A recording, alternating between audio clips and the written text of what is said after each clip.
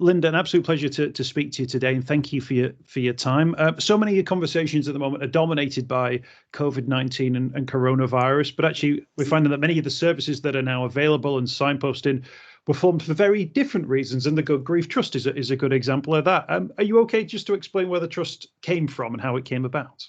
Of course, yeah. So I lost my partner, Graham, 6 years ago to cancer. He had a rare cancer, a soft tissue sarcoma, and it wasn't detected. So when he died, it was only 5.5 months after diagnosis. And I didn't know where to turn, to be honest. I'd lost my dad 20 years ago, but it didn't seem to have the same incredibly profound impact that Graham had. So I went off to my GP and he signposted me to a big charity, but I couldn't access it actually in the borough where I live. So I had to fib, I had to lie and say I lived somewhere else. I was absolutely desperate. And I went for a few counselling sessions, but it just didn't do anything for me at all. I couldn't find a way forward with this incredibly debilitating state that I was in. So I went back to my GP, but he really didn't have anything else to offer me except medication. And I'm just someone who doesn't even take a headache pill if I can help it. So I knew at that point that there must be something out there, surely, that potentially the health visitors, the health professionals, didn't know about. So I went back to the hospitals where Graham was treated and I Googled and I found the most incredible charity. It's actually called Widowed and Young. It's for people who are lost, who lose a partner under 50. And it was my light bulb moment because it was brilliant for me. It was my lifeline. I found other people who'd gone through the same thing. And I thought, well, okay, this is my support. I then realised, obviously, if you lose a partner, you can go to Widowed and Young or one of the other charities. But what happens if you lose a child or a sibling or a parent or a friend? Where do you go? And we didn't have a resource back then that everyone could tap into, including the health professionals and the bereaved. So 4 years ago, we launched the goodgrieftrust.org. So it's a database where anyone can go and whoever's grieving under any circumstance anywhere in the UK, and they can find a choice of support for them.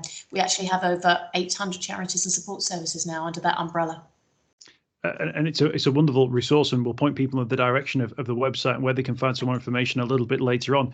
In regards to that, we have the word grief, don't we? But it's such a short word. But actually, I guess you know that it can have 1,000,001 different sort of aspects to it, and each one of those aspects desires and requires a great deal of time potentially, or investigation, or whatever word we're going to use to sort of give it its full respect. Because I guess if we don't, then it can cause people problems further down the line. It really can. And the key is to offer early support. And that is our whole vision and our whole mission as a charity at the Good Grief Trust, is to offer people a choice of early support from day one, because traditionally we've sort of left it a few weeks, a few months until potentially counselling is offered, but not everyone needs counselling, and most people don't. They just need to know from day one that they are supported, that their grief is acknowledged, and that they're not going crazy. You know, that everything that they're feeling is completely normal, that they can reach out maybe to friends and family if they've got a great network. If they don't, they can find other people who actually have been through a similar circumstance. We will never know what that person feels. No one knew what I felt, but I found other people who empathised and just sat there with me and listened. I mean, at the Good Grief Trust, we have hundreds of videos. We've got a YouTube channel. We've got articles. We've got a plethora of support services. We've got a huge community. So there is something for anyone, you know, and everyone. And that's exactly what we want to be able to do, is offer choice. It's so important. And in terms of that, I guess many people, death is such a common thing, isn't it, for so many people? And yet our response to it is often quite reactive. We do our best to try and, well, what do I need to do at this point of it, or what should I do next? Or maybe once I get through the funeral, we can do something after that. What's the benefit of being proactive in looking for help, in actually seeking to find, you know, more positive things, rather than that sort of like, well, if I just battle on through, I'll get to the point at which I need to get to, I hope. Yeah, I mean, it's really, really important. I mean, we've got a new ambassador from last year, Luke Campbell, who is a gold Olympic boxer, and he lost his father 2 weeks before a big fight.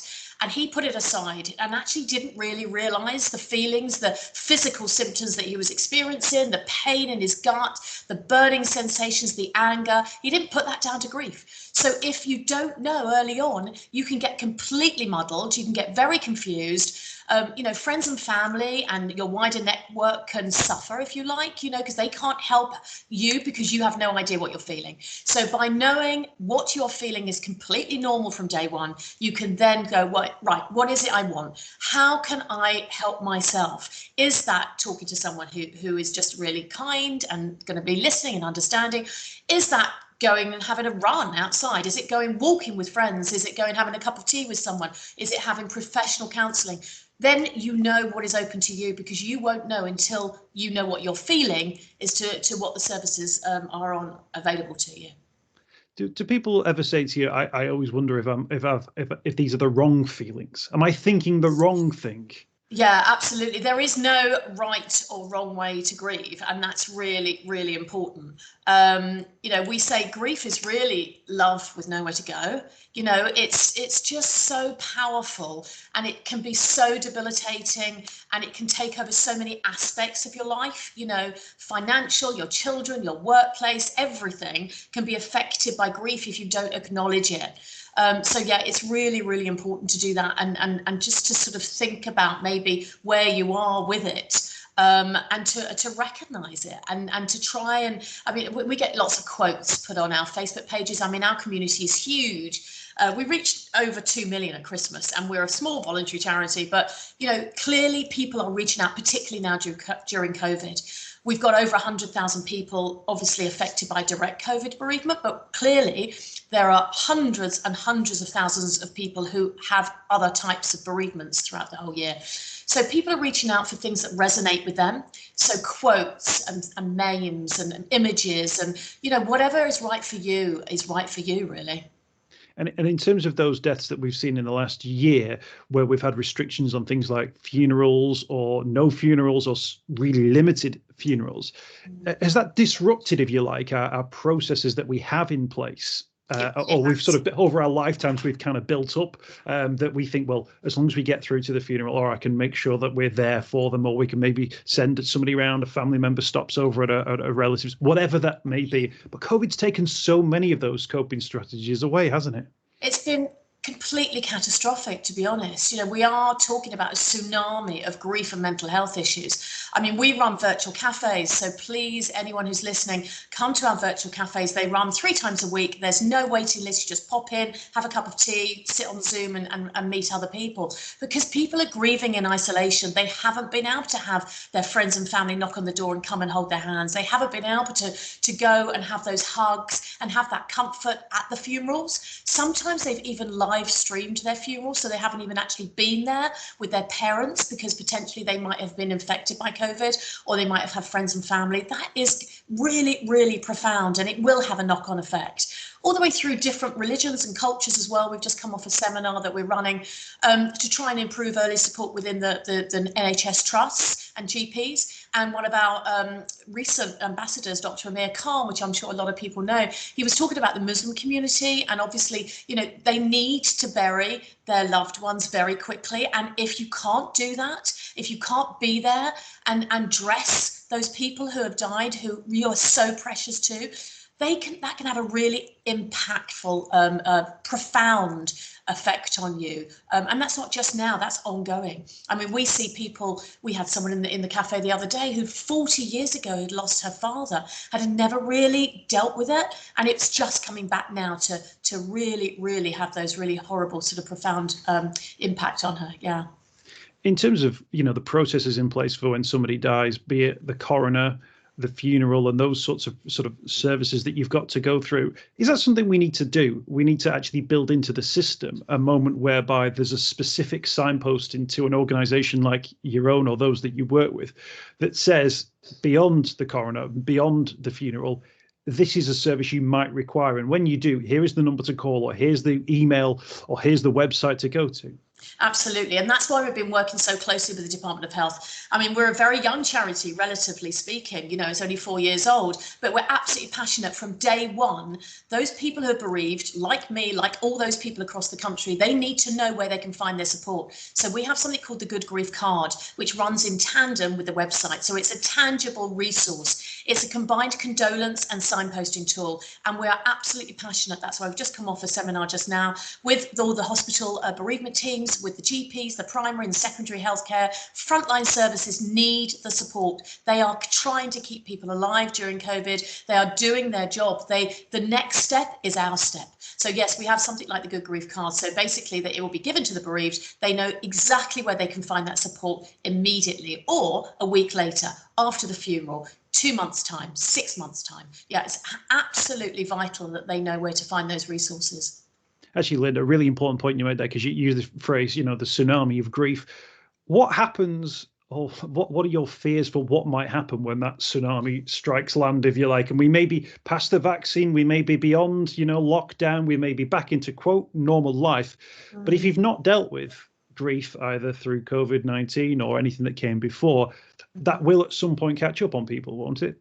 It certainly will, and that's why we need to improve these bereavement services. We run the all-party parliamentary group on bereavement support as well with Secretariat. We work very closely with Westminster and the MPs and peers and our support charities. And it's absolutely key that we improve and put funding into bereavement services, because it cannot be more important now and ongoing to make sure that those numbers are absolutely supported and that they are helped in every aspect of their life. So yeah, I mean, it is a huge issue, but it's not insurmountable. It's not rocket science, we call it. The Good Grief Trust, you literally get to people from day one. You make sure that they know that they're supported, they're acknowledged, and even that can make them breathe a sigh of relief. You think, oh gosh, it's okay. I'm not going mad. There are other people who feel like me. That's fine. Now we can start talking about what we need. But if you literally think you are going crazy, if you do not get that support from day one, you can really, really have very serious consequences. I mean, people turn to drug abuse, drink, alcohol abuse, PTSD.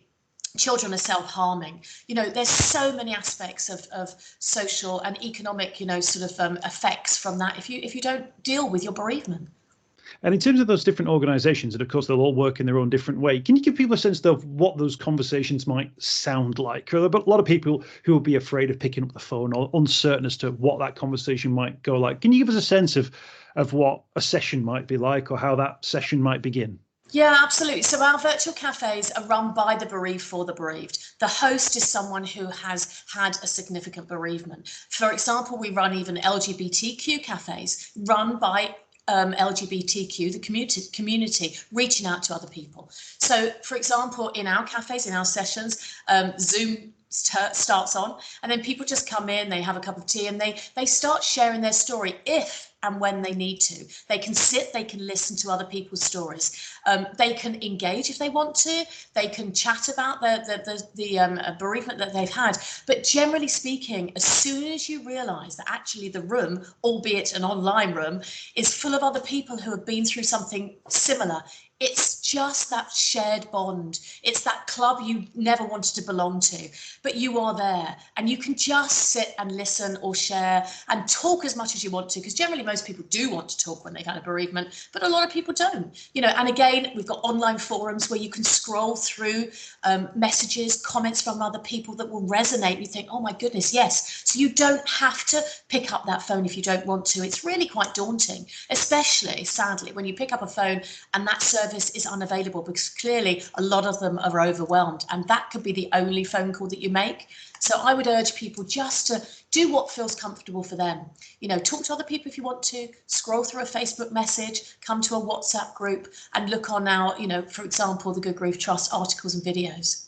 No, absolutely. And we'll signpost to all of those as well in the write up to the podcast as well. Can I ask you as well, in terms of the sort of the emotions on sort of on show and on display in these meetings? Because having been to many funerals, unfortunately myself, I'm aware that although there are the moments where it's about grief and it's about sadness, particularly in the moments after, there are moments of happiness, there are moments of joy where people have a good time, and I guess that's okay, isn't it? And that's part of the process. Along the same way, you can have a laugh, you can have a joke if that feels right and it feels right amongst the group. Absolutely. There are no rules to grief. There is no judgment with grief. There are no rights or wrongs. And that is so important, because people think that they are doing the wrong thing. They are grieving the wrong way. There is no wrong way. It's your way. It's your grief. Your grief is unique to you. And we have no right. We should not assume that somebody needs support 3 weeks down the line. They need support 3 months down the line. They need support when they need it. That could be immediately, or it could be 20 years down the line. Absolutely. People just grieve the way that they really want to grieve. Yeah. And the people who haven't sort of gone about sort of seeking extra support after a long period of times, what are those sorts of things that they say to you about why they didn't? Or is it something they felt like they'd done and they put into a box and moved on from? Or was it something that they thought, well, it wasn't available then, so I presumed I couldn't get it now? What sort of things do they say to you? Yeah, that's probably the top of the list, is that they didn't even know that it existed. There wasn't really this awareness of support, and there wasn't an awareness of grief and loss as an issue. You know, we've talked about mental health, we've talked about end of life, but bereavement is the poor relation and has been for many, many years. And thankfully now there's this snowballing effect that people clearly through COVID, it's probably the only thing that has been positive through COVID is that bereavement support is at the fore, and the need to reach out to people who are grieving is absolutely key. And I think that's probably most people would think, well, I didn't even know I needed it. I didn't know there was support. I certainly wasn't offered it. People were not offered support. But now they know actually that there are really brilliant things that I can do. For example, you know, we're having the virtual cafes, but we've also got pop-up cafes out in the community. We've got 2 or 3 running in Cornwall even now. We've got one down here in the South Coast. We've got one in Oxford. These cafes are around in the community, plug in those gaps. But as I say, it's completely up to that individual. A lot of people are just using mindfulness, they're using well-being. We're running Pilates classes, yoga classes, you know, laughter yoga even. As you say, you know, there should be no rules. I mean, when Graham died and we had his wake, if you like, afterwards, people were laughing and joking and sharing amazing stories. When my dad died, I had a quartet, you know, playing jazz music, and we all danced because that's what he wanted, you know. So there is no shame, there is no guilt with anything you do with grief. We run the National Grief Awareness Week every year at Christmas, and this year it was the second campaign, massively popular. We lit up buildings across the country yellow, and we lit the dome of St Paul's to try and make very loudly the message that grief is a really big issue. And last year we had a whole portfolio of messages, and many of those were around that, you know, say their name. We're thinking about them anyway. Just because I'm smiling doesn't mean I'm not grieving. All those messages are so key. So please do look not only the goodgrieftrust.org, but also the National Grief Awareness Week site, because we have lots of information and we're trying to bust that taboo. I mean, it's time now. I think Greg Wise, who obviously a lot of people know is the actor and producer and writer and married to Emma Thompson, he says, you know, we're all in childish denial that it's not going to happen to us. I mean, it will. So let's just deal with it, you know. Yeah, absolutely. The word taboo, stigma, comes up so many times when we talk about mental health, but it's there and it's clear, isn't it? And actually, sometimes when you go to a funeral, and even the smallest hint of someone said they always wanted a brass band, so you go and you get the biggest brass band you can find. Or they always said, "Oh, make sure you wear it red," so everybody wears red. And it's not to say we should all start planning for worst case scenarios, but it just goes to show when you do have those sorts of conversations, it does stick with people, and actually, it maybe makes their decision making process maybe a little bit easier down the line, because you've had that conversation about what the funeral might be like, or what music might play, and it's one less thing, I guess, to worry about when you've got all those other things, both practical and emotional, swirling around in your head. Yeah, it's a wonderful thing to do for your relatives, your friends and family who are left behind, because it will be something that they can think, well, I'm doing the best I can possibly have done, because that's exactly what they wanted. Obviously, that works perfectly in normal times. Sadly, in COVID times, it's not as brilliant, because sadly, people have left wills. They've left their last, you know, will and testament and what they want, and it hasn't been able to be brought to the fore and to come to fruition. And that can also leave you with a lot of guilt and a lot of burden. But what we're saying is, let's just do exactly what we have to do now. And then later on, let's celebrate those lives. Let's have lovely memorial services. I mean, even now, you can have a condolence book online and you can leave little messages and thoughts and photographs. You know, there's lots of opportunities and initiatives to do that even now, even with those COVID restrictions. And I just wanted to end by mentioning this, Linda, because there'll be many people who've been to those sort of either funeral services very limited or not been able to attend, as you hinted at before. And yet there's still that sense that there's going to be an occasion at some point, hopefully in the relatively near future, that will be a celebration. And actually, I think for a lot of people, that will be a brand new experience, that it's not a funeral. The wake has taken place and whatever has happened has happened, but actually there will be a new thing that will happen later this year, start of next year potentially, where people will just come together and have these sort of celebrations of life. And I think there'll be a brand new experience for so many people. And again, I guess will come with those range of emotions. I think they will. And again, that's a positive that's come out of COVID. That's a positive that we can all look forward to. And that's something that maybe will help the community to know that they can come together. They can have those hugs. They can, sit in a church or a community hall or wherever you have it, in the garden, and celebrate the lives of those people that we've lost. And we can name them, we can talk about them, we can remember them and share those lovely memories and happy thoughts. And that's really, really important. And that will help us move forward because, as I say, at the moment, sadly, people are thinking, gosh, I haven't done the best. But we can't do the best for that person. We can only do what we can at the moment. So let's think going forward.